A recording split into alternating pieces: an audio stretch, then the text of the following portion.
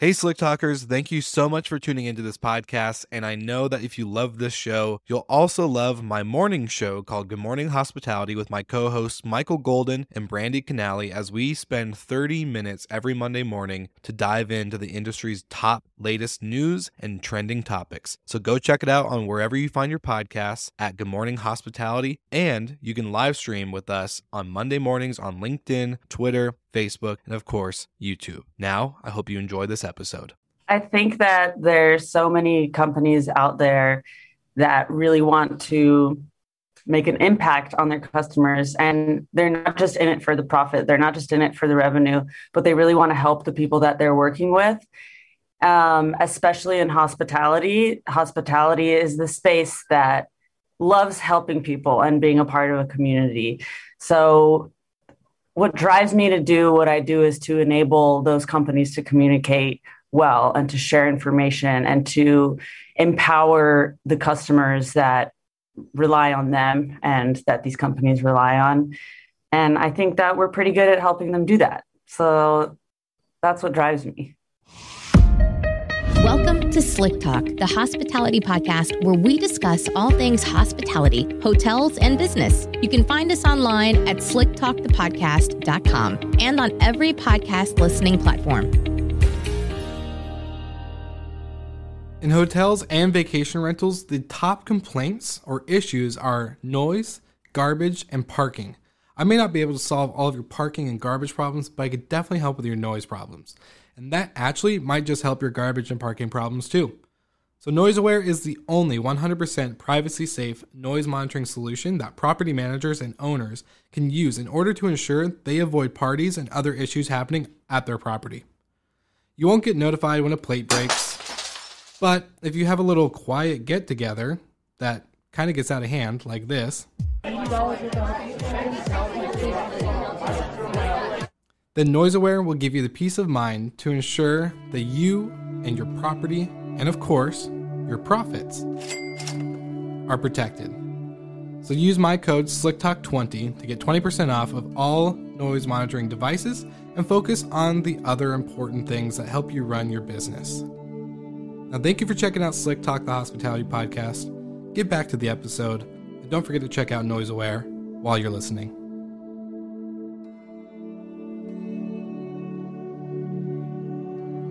All right, everybody, welcome back to Slick Talk, the hospitality podcast, and I'm so excited to have Maeva from Flying Cat Marketing on the show today. I think we were, briefly talking before the episode started, and it's like you're the rising star in the industry that I've been just seeing pop out of nowhere. And so seeing you all over LinkedIn and just seeing the amazing work you're doing and seeing more of your team members and everything just happening on social media, I was like, you know what? I think we got to talk. We got to chat. And glad we did. So we're here. We've made it to the podcast. How are you doing today? Oh, I'm so good and pumped to be here today on the Slick Talk podcast. I'm a fan, so I'm honored that you had me on your show today. Thank you. Awesome. Well, we're going to dive in because I think you got a cool story to tell. And from what I've learned so far about you, that you're a little traveler. So you're kind of all over the place, which is really cool. And I think it's like the, Instagrammable version of entrepreneurship and all that other stuff. But let's dive into your story and what really got you started in not only SEO, but hospitality. And then of course, the unique space of hospitality, which is short-term rentals, hotels, that type of stuff. Yeah, so where do I start? Let's start with how I got into SEO and hospitality. So SEO, basically, before SEO, I worked as a translator, a freelance translator, following in my parents' footsteps, who are also in hospitality, actually. So I guess I'm just following a lot of their footsteps. So I started doing a lot of translation for marketing translations for companies who also wanted their copy and their websites to appear in other languages. Well, in English, for my case, from French into Spanish. And that led me to starting writing copy directly from scratch. I entered that through translation. And little by little, I realized that a lot of these people who were hiring me as a writer, they wanted the the content to show up on Google. That's the reason that they were writing. They didn't really know how to go about doing it. They were told that they had to get a writer to write some things. So they hired me. They said, here's some topics. Can you write about it? And, with some investigation, I discovered their goals wasn't just to have something published for that reason. But so I started learning about SEO to better provide a service for my clients. I built my own website because I didn't really want to experiment with my clients' money. I wanted to experiment on my own dime, on my own time. So I built my own website. I got a lot of traffic really fast and a lot of subscribers. To this day, I still get a bunch of subscribers every week to the email. So that worked out really well, and I experimented a lot that way. And then I decided to scale it into an agency when there was a lot of the work, the day-to-day stuff that I wasn't able to do myself. If I really wanted to think strategically and higher level, I couldn't also be doing all of the writing and all of the project management, and little by little it scaled that way. And I've been in SEO ever since. And in hospitality, I mean, just in a general sense, which I think a lot of people who entered hospitality, there's my family who, on top of the translation business, my dad started running hostels around this little village that he lives in Colombia. It's called Jardín. It's just a few hours away from Medellin. And he actually pretty much started tourism in that city. I mean, there was a lot of tourism from other places in Colombia, but started tourism for non-Colombians, basically. So he built this hostel, which became huge. He had a great business model for it. People loved it. They loved it. It was so popular that people would actually just bring their tents to be able to sleep on the lot there. They're just like, I just need to be as close as possible. Just give me something. That's awesome. Yeah. It was just crazy successful and inspirational, and he did a lot of different versions of that. And now my parents are building a house for them to retire in, and then they're also building a side house on the same lot to continue, inviting guests to stay. So that's a family connection to hospitality. Also, I'm looking forward to helping more in that space. We manage the property a little bit. And then, a few years ago, I entered the business side, like the tech, the space that I am most prominent in now, when I started working on Get Paid for Your Pad, basically, when I met Jasper Good here. Old Jasper Ribbers. Yeah. He's off and about in the world right now. I think he's in Costa Rica or something. But Costa Rica. He was here. He's also what do they call him? The traveling Dutchman. Yeah. We've had Jasper on the show, and Eric and all them, and they're all over. I love it. They're they're great. I was working with them, so I got really. That's when I really entered short-term rental space and got a lot nerdier about it, I guess. I don't know, just a lot more into the industry. And I worked with them for a while. I ran that blog. I went to the STR Legends Mastermind in Cartagena was it last year, year before? I don't know. It's sometime pre-COVID. It's all a blur. It's all a blur. And I met a lot of other cool people from the industry there. And while at the time my SEO agency work I was kind of just going for whatever kind of company, I just identified that there was a niche here. A niche within a niche. Yeah, really. I mean, it wasn't, and I especially identified the tech companies because there's so many marketing agencies that'll either specialize in SaaS, but in general. Yeah. Which, you understand SaaS, that doesn't mean that you get vacation rentals or property managers or how they're thinking. That's a whole other world.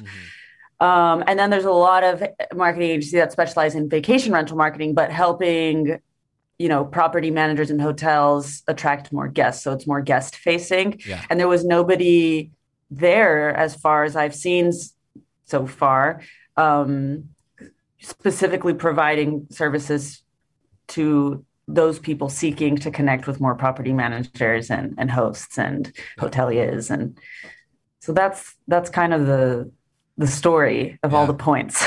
the snowball effect of how it just all kind of rolls out. But I think it's really cool going back into, you know, the part of like your parents and having that hostel kind of be like part of your life and seeing that, you know, grow. And the hostel side of, you know, travel and hospitality is really cool because it's like, I think it's really, it becomes more of the, I think the OG version of, you know, like, I guess hospitality, like it's literally letting people in and from all over the world, from who knows what backgrounds, and just they're all in a certain like shared space, and you just have a community like out of nowhere.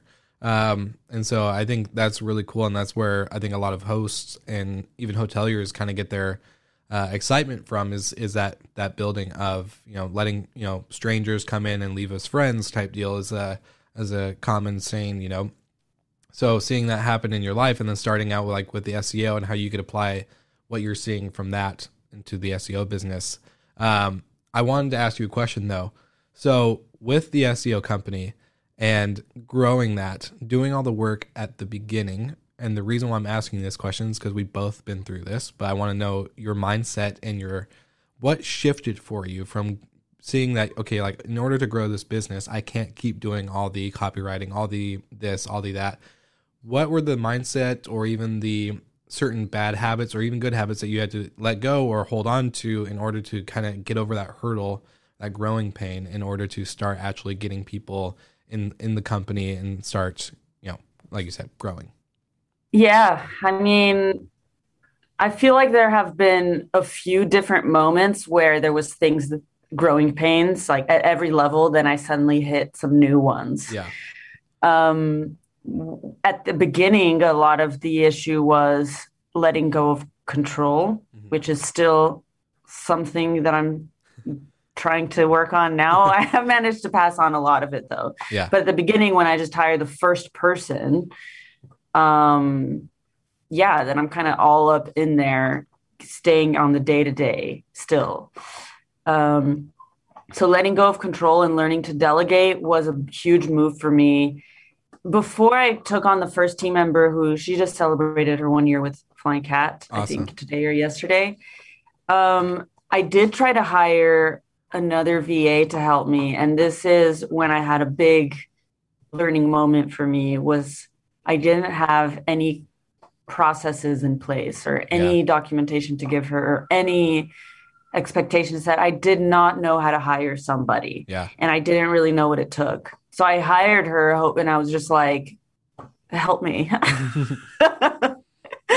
And it didn't really work out. I mean, she was fine. I just didn't know what to tell her to do. I had such a hard time comprehending what I could outsource, what I could delegate and what I couldn't delegate. Yeah.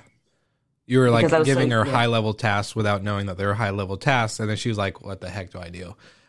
Yeah. Yeah. Yeah. So it was kind of learning what to delegate, figuring out what kind of work is draining me, what kind of work am I doing my best at, and starting to delegate those. And we made we did so much work on systems, SOPs, knowledge base this year, just in the last 6 months, really. Was COVID a big driver for that when COVID hit and everything like that? Or was it kind of already in place, but COVID just happened to happen around this time? It happened around the same time as COVID. It was not a driver for it. The driver was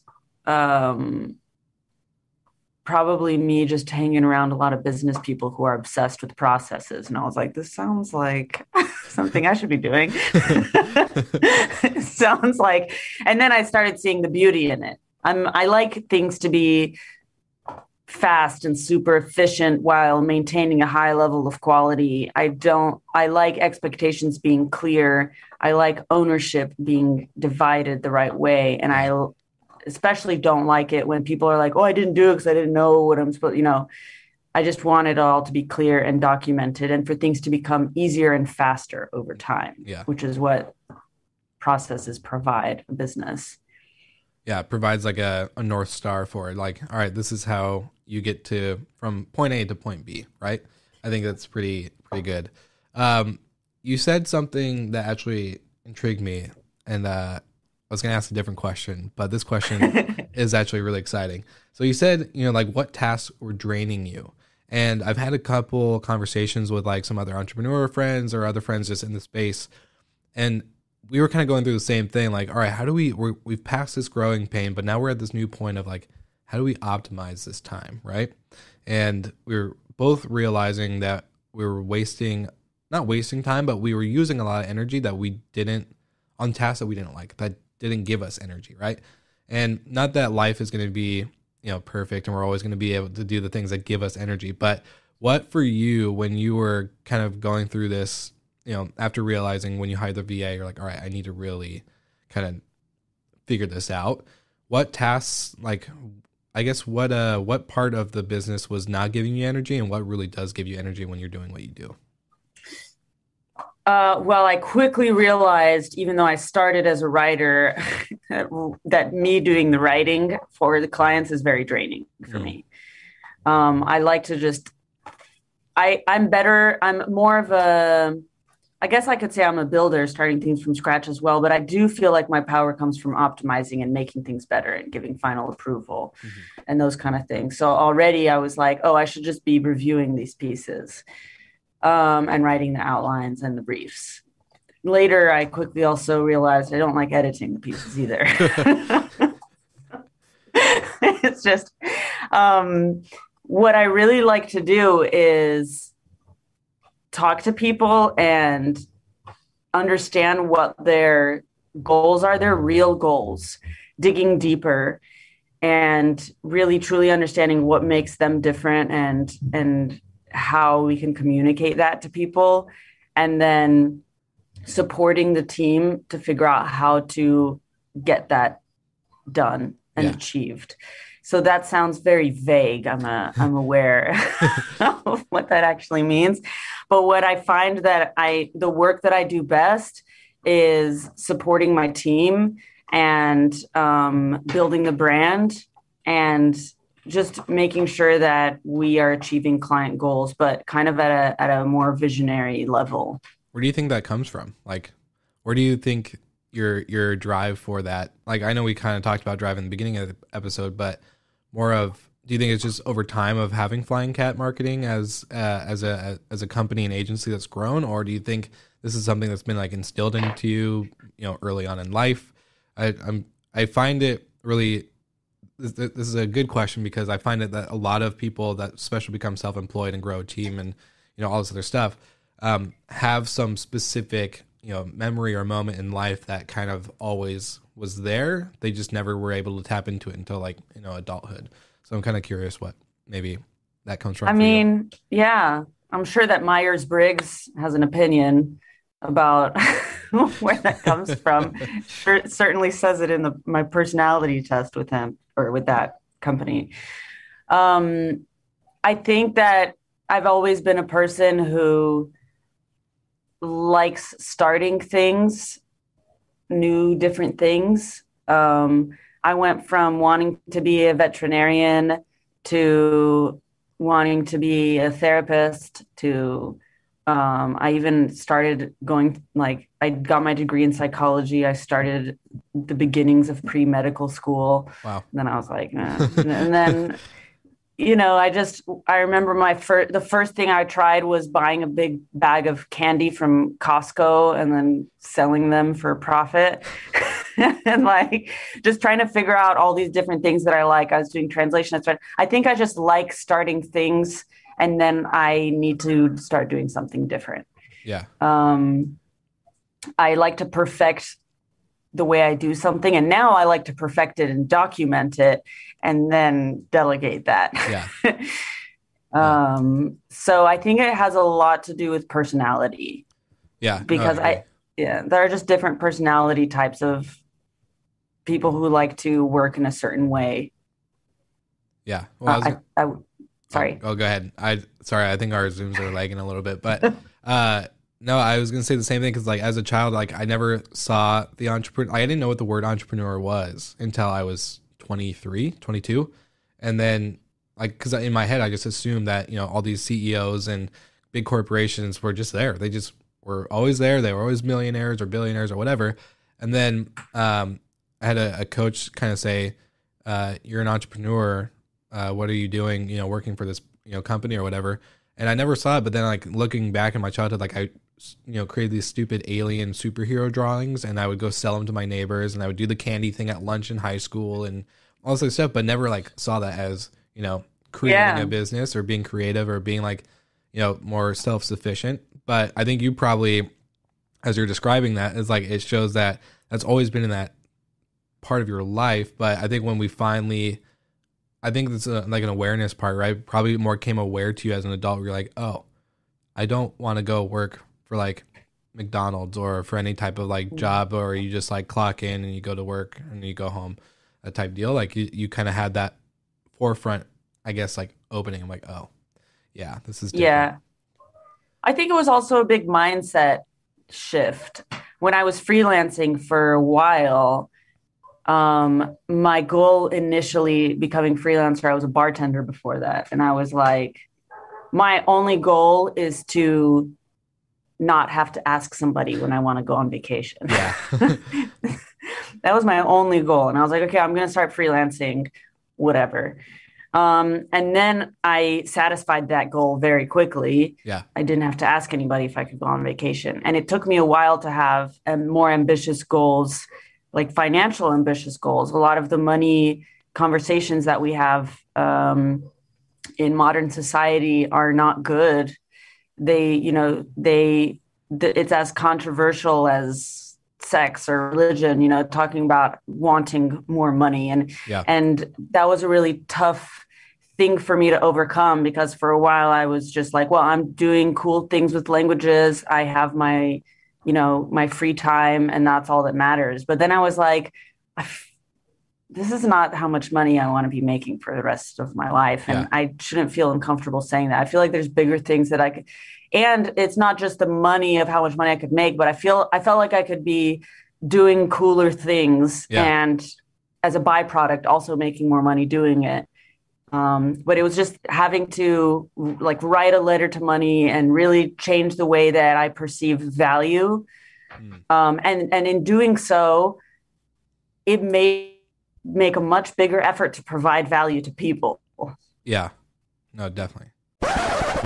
Hey, I hope you're enjoying this episode, but I wanted to drop in quickly to let you know that our partners at Jetstream have some of the best technology that sits at the heart of the guest experience, with a focus on generating revenue for you and your property assets. With their platforms, your property gets the best in-class tech and connections to remote access, guest screening, booking protection, and payment processing. So go ahead, click the link in the show notes so you can jump on board today and take advantage of their professional hospitality team. Now, back to the episode. I feel like I'm in your shoes, because for that conversation to happen, especially with yourself, like, I don't know about you, but did you, when you got to a certain financial goal, and we don't need to put any numbers to anything, but like at the end of the day, like when you got to a certain point and like had that realization, did you start to feel like guilty at all? Like that you're like, oh, I'm making a lot of money, or I'm making more money than I thought. Like I feel like when I started actually going through the same process, I started to actually feel guilty with myself, being like, oh, I might be charging too much, or blah, blah, blah, blah, blah. But then at the end of the day, when you realize the value you're bringing to your clients or to whoever, you're like, you have to like kind of come to terms with it. I don't know. I had that weird process in the beginning where it was like, oh, I feel guilty for this. And you shouldn't. There's definitely a lot of guilt around it, especially thinking like, oh, well, I'm enjoying doing this, so I shouldn't be charging so much. Yeah. But then I failed to keep remembering that when I was charging less, I really couldn't bring what I need to the table to really do the best that can be done. And that's not how I like to work. Yeah. I think it was a lot of guilt, and then subconsciously a lot of just excess spending for a while as well. I'm just like, well, I have it, it's gone. And also in that way, not showing my money the respect, you know, the fact that I cared about it. So that was another way of indirectly not managing it well. And that was something to also get over in order to even bring more income and more value into everybody. Yeah, no, I like that. That's smart. Just like same wavelength. I love it. Well, so I want to kind of go into, so you kind of talked about tech, and we have a lot of similar people in the industry that we work with, whether it's through the podcast or just through other projects out in, managing of buildings and everything. So what are the things, I guess, maybe like what's your biggest point of view or perspective when it comes to technology and how this is all rolling? Like, let's take the last year in review, right? So what have you seen kind of shift? What's your point of view looking like for how the industry is and how it's going to kind of roll out as recovery and countries and borders start to open a little bit? Do you have anything that you've been kind of seeing that way? I don't know. You might have some insight. Yeah, I mean, that's a pretty big question about how, you mean in the hospitality industry or hospitality tech? Let's do both. Let's do part one, part two. Well, one thing I noticed is that, in the last year, I've talked to a lot of customers of my clients. And of course, all over the internet. They've spent most of 2020 on webinars with various companies trying to learn a lot. Yeah. And a lot of them, even whether they come from this very startup style tech first company where they're like, I was working for a bank yesterday and now I'm running the most seamless operation with 300 units today. Yeah. Just because I listened to, there are some people like that. But they were all, and then there was also the more traditional hoteliers who always had very manual, very old ways of doing things. But even them were interested in changing things up when COVID came back, because a lot of them lost a lot of their team, and they're trying to not have to go back to that same number of team members because it's not nice to have to lose them like that, put it at risk. This is obviously not really any news to you so far, but what I have seen a lot is that a lot of these companies are looking for the most innovative tech companies to work with. Mm-hmm. They're and so it's going to sound like a shameless plug, but we like I think that I think that content is a big play here, and just showing up online a lot is what people are looking for, because the property managers have been they've been quite concerned about everything that's going on, and they're a lot tighter with their money now, and the sales cycles are becoming more complex, and the tech is all fragmented, and it's just such a crazy landscape to navigate, that I think that providing that kind of content to help and to stay on top of the industry and help your users and readers and customers stay on top of the industry, I think that that's making a big difference for that tech that's out there. So are you seeing the tech companies kind of leading that for them? So like all the property managers are kind of like, there's a lot changing, a lot happening, but the tech is more like, hey, this is the direction that we need to go. Here's some breadcrumbs. Yeah, you keep following along. Yeah. Or is that like the Hansel and not Hansel and Gretel, because that's not a very good ending to the story. But at the end of the day, like what I'm saying, like I guess they're more of like showing the way for these companies in order to get through this at the end of the day. Yeah, I think it's also these companies' role and kind of position to. They're working with a lot of other property managers, and property managers want to know how other property managers are doing things. Yeah. How did they overcome this? How are they using this tool? What does their workflow look like? They're very interested in that.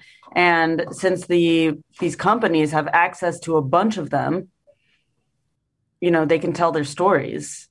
They can explain how is everybody else doing things in the industry. And I think that they also have a lot of data about what's going on, and just having all of that information, it's smart to help your customers and share that information instead of just talking about your own product. Yeah. Well, that's the one thing I started out in the hotel world. I think you know that. But the hotel side of things, like when you go to work for a new hotel or a new brand, it's like, yeah, you get the same idea, like whether check in, check out, all that stuff. But there's a lot of differences that are kind of like hidden. And I've noticed with the vacation rental side now crossing over, it's a very collaborative side of things where you're basically showing your black book of secrets and just be like, yeah, this is what I do. Like whether you're in the same market or not, like I've had multiple people from, other sides of the country just being like, yeah, this is how we're running things. This is our process. This is our system we use. This is how we use Operto, or this is how we use Hostfully or whatever differently than what you're doing, and blah, blah, blah, blah, blah.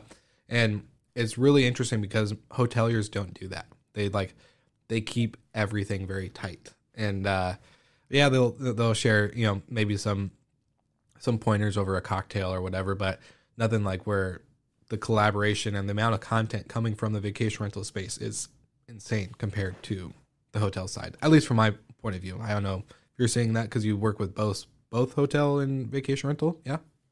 I work mainly with vacation rental tech, although there is a little bit of overlap. Yeah. A little bit, but I wonder why. I wonder if that's because hotels are such an older industry and they're much more like, oh, they're going to steal my guests. It's competition. Yeah. Whereas short-term rentals has always been just based on community. I think that one difference as well between short-term rentals is that hoteliers come from, they're trained and they have like professional associations and it's all regulated and there's just a way that you're supposed to do things. And short-term rental, it's just like, well, I'm just going to do this tomorrow. You don't, like, so many people don't come from that background. Yeah, no, that's very true. The competition aspect is, it's very, very embedded in that segment of lodging and accommodation, I think, just because even like, you might be friends with the hotel next door, but you see them drop their rates and then you undercut them and then they start doing a bunch of, stuff on the back end and everyone's just fighting for that one guest, where I think us in the vacation rental space, especially now, what we've all been realizing is that the demand is there.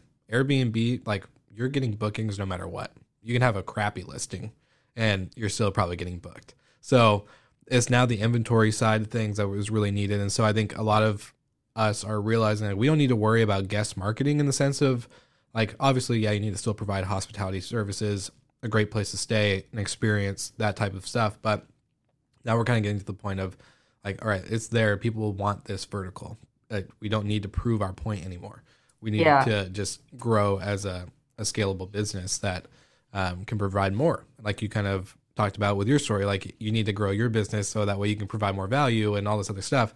And I think it's that's a big difference for us because, and let's be honest, our profit margins and our operational margins are actually way lower on the vacation rental side than the hotel side. Hotels are very labor intensive. So, when you're running off of a 15% margin versus a 60% margin or whatever on the vacation rental, it's a lot different too. So yeah, I mean, I think a lot of people are coming into vacation rentals with a completely different mindset. Yeah. It's startup world. It's really 100%. You could look at two operators who have some, from the outside, it looks like they're doing exactly the same thing.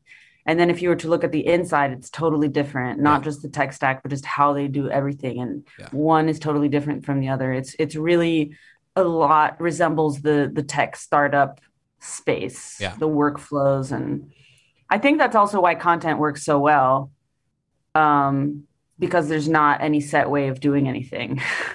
Well, I think it's cool because like every brand, whether it's a tech company or a management company, their story is way different.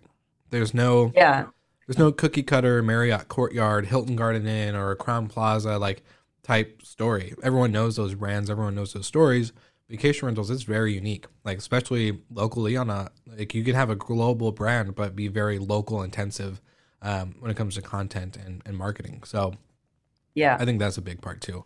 And actually, we were talking to who was it? Avantio. I was talking to Nicole from Avantio the other day, and that's what they're kind of talking about, like running a global tech stack with a very intensive local focus, and the differences with that. And I think that's the one thing. Like, yeah, hotels are doing that when they're big brands, so, like Marriott or whatever, but they're not local. Like they're, we have the brewery that's 3 hours away that services our bar, but nothing you can go around the corner to and have that local connection and plug in, right? So I think that's another big part. Yeah, absolutely. I mean, I think these short-term rental property owners, they're always working with local businesses, aren't they? Forming these partnerships, to provide better value to their guests, to have that, and also to help their business, of course, and mutually helping each other's businesses. And yeah, that's what's special as well about Avantia, is that they have such a local, not just a support team, but also just the whole interface and the whole software has different aspects, not just at a language level, but even, I think, at a local regulations level. So it's quite fascinating, actually, that because it's so different. Running a vacation rental in every country comes with its different challenges entirely. And I don't know how much those problems overlap into the hotel industry, but I think just the fact that most of these players are small, very sometimes just one family, or one person. So it's just a lot to deal with alone. 100%. And the amount, like when you take a hotel, you have, 130 or 400 rooms in one building, which is really hard to maintain. I wouldn't say hard to maintain. It's really easy for the government or local authority, permits and all the other stuff that you have to do in order to get this building up. It's really easy to be like, okay, there's that. But like with fragmentation in the vacation rental space, we're so spread out. Like you said, there's so many one individual owners or managers that it's really hard to all right, Maeva, you have 10 properties across 10 different states. Like, how are we going to, do all these certain things versus a hotel where it's okay, you have 200 units, right? Right down the corner. It's a little bit different. And it's there's a lot more to keep track of on the vacation rental space just because of the geographic locations of everything. Yeah. So yeah, that's interesting. I want to get back to you though. So with everything that you're doing with Flying Cat, so one, I love the name. It's very unique. It's very different. So I was right when I first saw it, I was like, oh, she must love cats. And then as we're talking right now on the Zoom, I see your cat just chilling on the couch. So it's super great. With what you guys are doing, what's in store? What's the not end goal, but I guess what's the next chapter look like? What's something that you're really pushing for either on a personal level or as a company level in order to really just take it to the next level? I got big goals. All right, Will. I want to keep scaling the services that we provide. So right now, most of the SEO services that we do is on-page and content creation, but I also want to expand that into more technical. We do also some off-page and link building, but I want to just improve our skills there and just really be able to handle all of everything to do with SEO. I really believe in SEO. But next, I have a couple of midterm and long-term plans. Midterm, I'm actually already sort of working on the content, kind of, but I want to build a course because there are unfortunately a lot of companies that I would like to be able to work with, but they can't really afford the services. So I'm thinking a course to help them just replicate what we would do anyway. They could just do it on their own. I think that would be really helpful because I don't like saying no to them. So that is my midterm goal.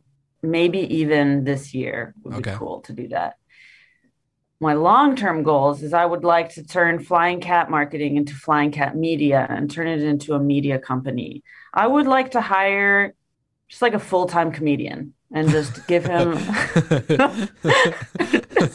give him a recording studio and he's just going to make comedy about marketing and hospitality. That would be I would tune into that daily. I think that would be great. And yeah, just produce more good content. So I'm thinking I don't know, make a sitcom, or I'm just thinking like all this theatrical things, but just bring a little bit of something more creative and original to this space that we're in. Like not just on the hospitality side, but also in the B2B space on LinkedIn. LinkedIn's a big driver for you guys, huh? You guys are everywhere on LinkedIn.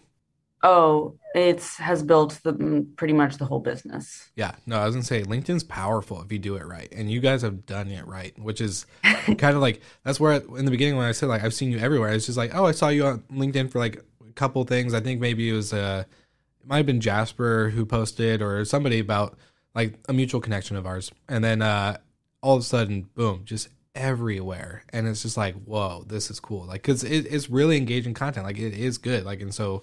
Just seeing that boom is really impressive. Thanks. Yeah, LinkedIn was a huge thing. I just started committing to posting daily on there over, I don't know, like 2 years, a year and a half ago. Yeah. And I've just been publishing every single day. And it really, that's the only channel that I focused on. I do SEO for my clients. I just barely started doing it for us. Like I did it in my past personal project, but not really for Flying Cat.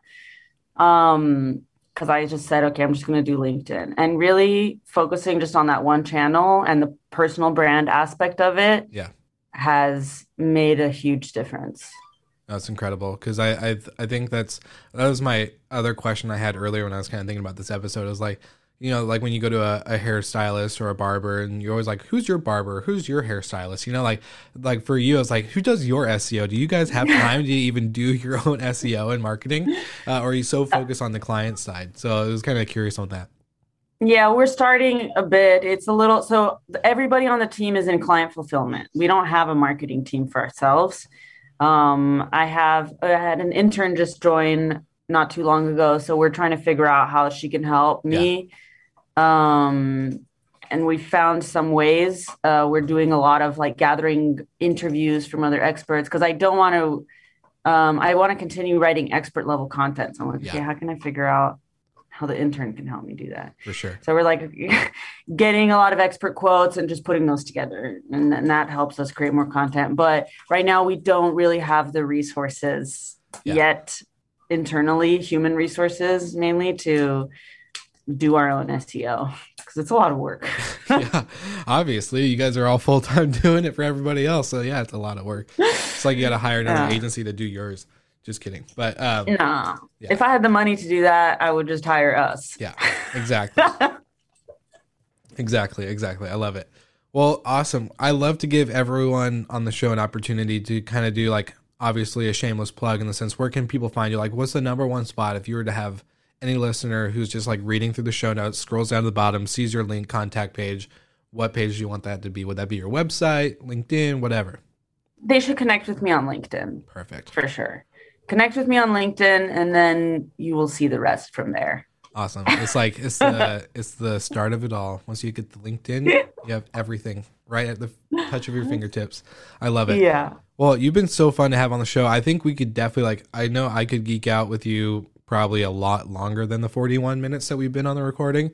But this has just been super fun. So I just want to say I appreciate you being on the show, and keep up the great work. Like, honestly, like just seeing what you're doing in the space and seeing the mutual connections that we have, and just seeing it kind of really come into a big blossom is really fun to watch. So thank you. I'm so glad to have been on the show with you here today. Yes. It's been a lot of fun. It's been great. So all the slick talkers out there, you know what to do. Go to the show notes, scroll down, find Maeva's information. You can check out everything there. You can reach out to her on LinkedIn, and of course, subscribe, like, share this episode, because it's awesome. We'll see you guys next week.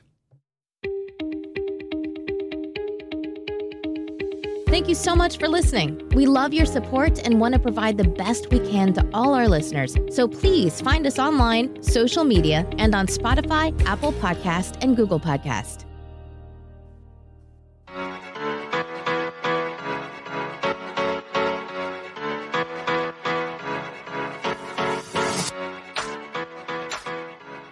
Smart locks, smart thermostats, automation, and a solution for any hotel and vacation rental company. Our show partners at Operto are the leading solution for operators to enhance their operations by integrating with your property management software and making sure that all your smart devices create a contactless guest experience while streamlining your operations. So don't forget to check them out on their website, send me a message, or just let them know that we'll send you and you are in good hands. So get ready to enjoy another episode of Slick Talk, the Hospitality Podcast, and check out operto.com or go to the podcast website and see our partners page.